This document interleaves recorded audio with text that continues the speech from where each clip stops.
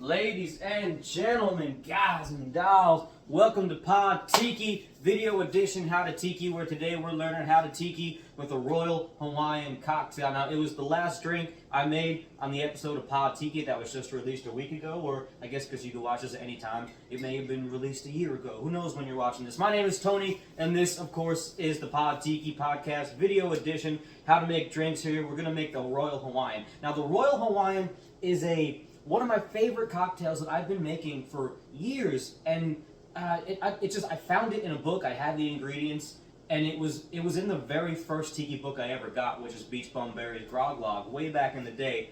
And I know a lot of the recipes in there have been revised and re-edited, but this one stands the test of time. It was one of the first real tiki drinks out of that book that I tried to make, and it actually does have a moniker of being a real tiki drink, even though it wasn't invented by Don or Vic. It was actually invented in Hawaii during the height of tiki by, we don't know. There's a weird story behind the Royal Hawaiian, and which actually is less of a story of the drink and more a story of how tiki came back to Hawaii. The island had to kind of steal Polynesia back from the mainland, and kind of made it once again, incorporated with their local customs and their ancient customs, and made it their own once again. This drink was served around 1948 in both the Moana Hotel and the Royal Hawaiian Hotel, its namesake. Where did it start? Why did it start?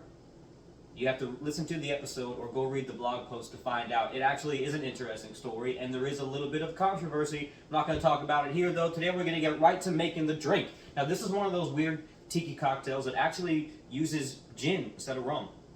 Maybe I'm a 90s kid. I don't know. I've tried all the crafted stuff, even some local stuff, and it's good, but it's a little bit too floral. I like botanical. I like the juniper, but I like a nice body to it as well. It shouldn't be like, I don't want to feel like I'm drinking potpourri. It should have a nice balance to it. And I feel like the Bombay Sapphire is just my go-to when I need drinks, when I need to mix something, or even just a nice martini. I'm going to go with the Bombay Sapphire. Now, I know there's a lot of companies out there now, a lot of rum companies dabbling in the gins. I know my buddy Andrew from Privateer makes one. I know Marlin and Barrel down in Florida make a gin.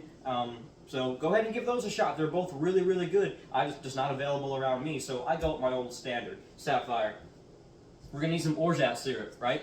Tiki drink, you need some orgeat syrup. I always reach for Latitude 29. I've tasted a bunch of them. There's still some out there I haven't tasted, and I don't necessarily make my own. I tell you all about why in the episode, but this is really, there's already one that's made that's not going to be, I'm not going to make one better than Beach Bum Berry does it. So it's about $20 a bottle by the time you ship it, and I go through it pretty quickly and this time of year, so it is a little bit of a hassle. So if you want to just go to your local shop and find one in your liquor store that you like, I try to dial down on the high fructose corn syrup and all that as much as possible. So I try to use the fresh ingredients and things like that, which is why we're going to our juices next. We're going to need some lemon juice. We're going to forego the lime. The lemon juice really adds a freshness with the gin, much like sometimes you add a lemon zest to a martini.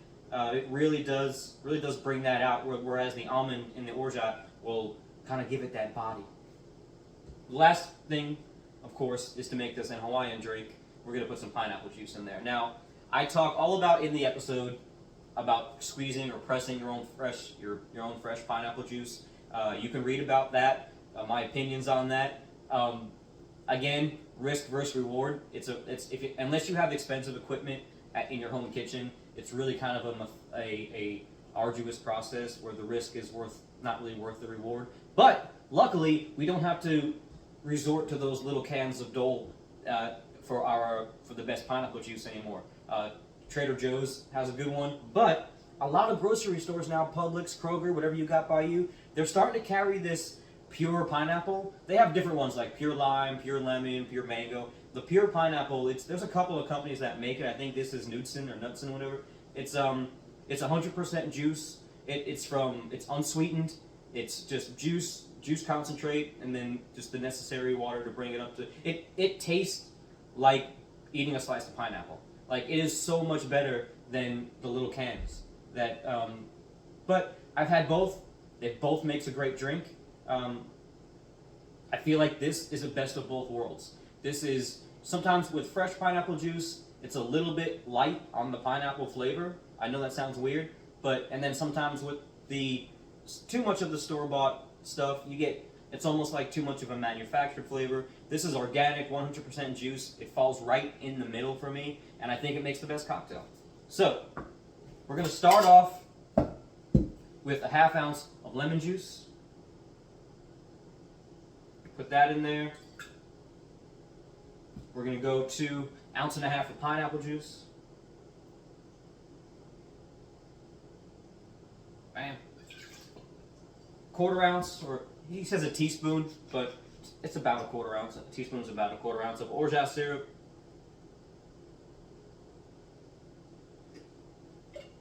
Put that right in there.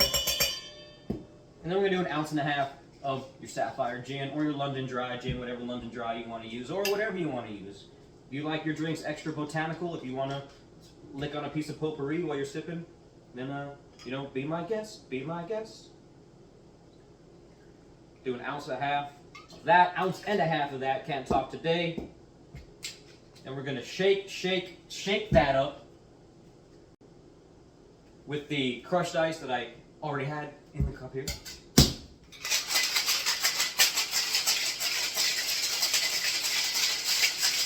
Oh yeah!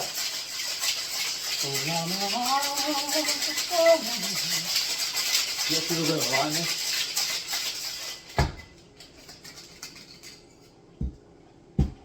Oh, I forgot my strainer. Hold on a second. Oh, I'm so unprofessional. This is why I only have like 25 followers. I'm so unprofessional. Sometimes you think, oh, it adds to the character of the show. No, just because you are a character does not mean you have a character, right? Shout out to Pulp Fiction. We're going to pour it into a cocktail glass or a coupe. I used a coupe when I first made the episode, but I recently acquired a Trader Vic's nice tiki stem cocktail glass, which fits the drink much better. One of my biggest pet peeves with using coupes is sometimes the drink does not fill the glass all the way up, and that really bugs me. I hate when the glass is kind of like, it breaks the presentation for me when the glass is not filled all the way up. So, maybe it's just me, I'm not sure. But here you have it. Oh, nice and filled to the brim. The Royal Hawaiian cocktail, nice golden yellow, look at that. It looks like a Hawaiian drink.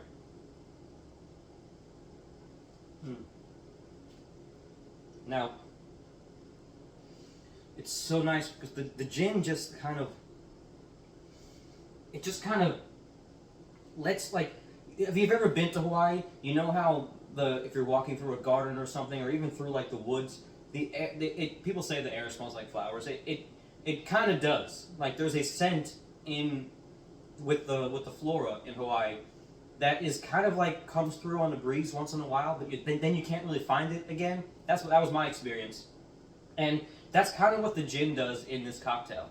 It kind of comes through and you taste it, but then the pineapple comes through and the orgeat comes through, and it's like it tastes like you're sitting in Hawaii. So shout out to whoever invented it, but Hawaii in the 1940s, the Moana Hotel, the Royal Hawaiian Hotel.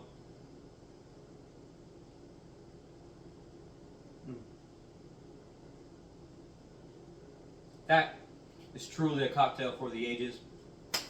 A real Hawaiian treat, a real tiki drink too. Like, just because it doesn't have rum in it or some weird falernum and a bunch of juices, like, think about what Hawaii has. They have like the best, freshest fruit. Like literally, when we were walking through the jungle, we were taking a hike through the woods, and mangoes were like falling out of the trees when a little bit of rain came, like a little bit of wind blew, and mangoes were just falling out of the trees. So when you got the best fruit, why not use it? Anyway, that's the Royal Hawaiian cocktail. It's freaking awesome. My name is Tony. This has been Pod Tiki. Make sure you check out the episode at podtiki.com. It's called the Royal Hawaiian. Check out all the episodes back there. We also have the drink recipes listed in our recipe index. Of course, you don't have to go to the website to find it. You can find us all across your podcast providers. We're on Spotify, Apple Podcasts, Google Podcasts, Stitcher, iHeartRadio. Just look up Pod Tiki. We're also on YouTube. Please go check out the YouTube channel. We need some more subscribers so we can start going live. I want to go live with you guys. I want to make drinks. I want to talk to you. Of course, Instagram, Facebook is always pod_tiki. The YouTube is just pod tiki. Just search pod tiki, you'll find it. Or how to make the Royal Hawaiian. And you can follow my personal page at rum_poet on Instagram. We're on Facebook. I think we even have a Twitter, but I haven't been on there in years. Instagram is where we do most of our contact with people. So if you're reaching out to me somewhere and I'm not getting back to you as quickly as you would like, try me on Instagram. That's where I mostly answer people. I suppose that's it. So until next time, mahalo and keep it tiki. All right. Whew. Gotta go finish this cocktail. Hello, hello, hello.